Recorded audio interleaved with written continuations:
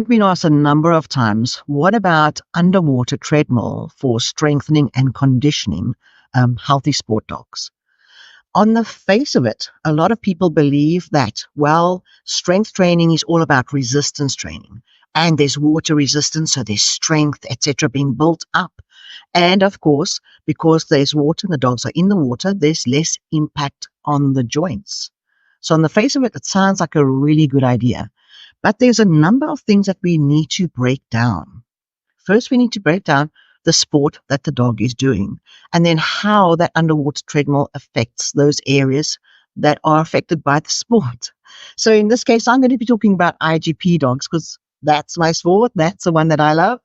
And if we take a look at IGP dogs, we have to consider what impact the sport training has on these dogs. And one of the major impacts that affect the dog's muscles, etc., is heads up heel work.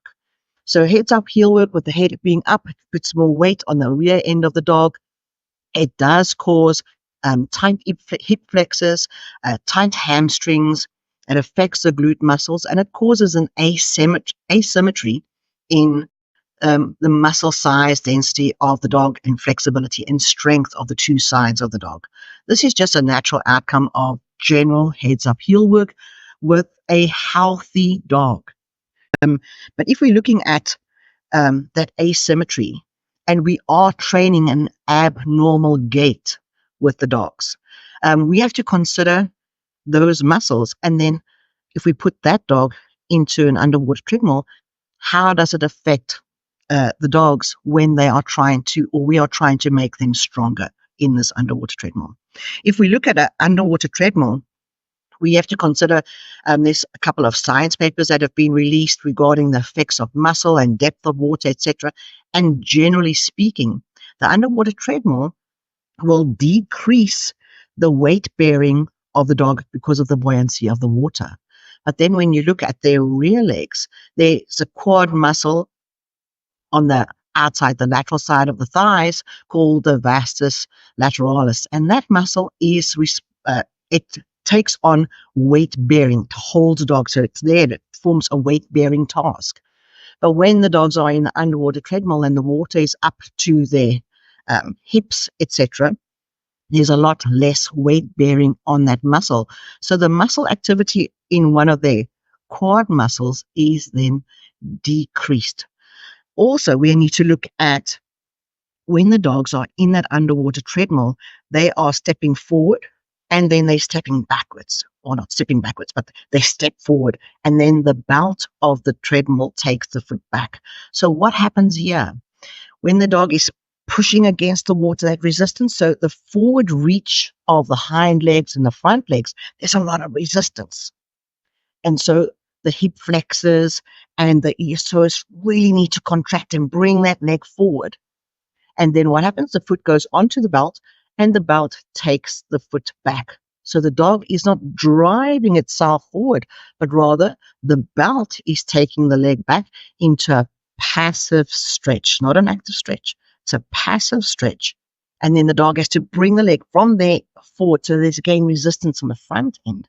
But when it comes to IGP dogs, this front end of the back thigh is already tight just through our heel work that we do for the dog.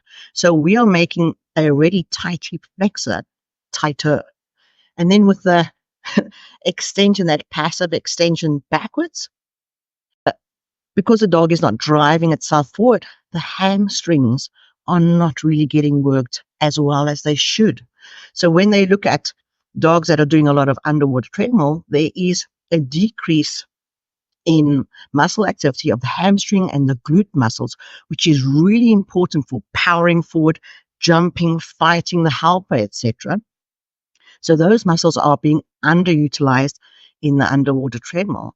But also the longissimus muscles along the top of the back, the top of the spine, are also worked less. And this they saw with EMGs for muscle activity in these dogs.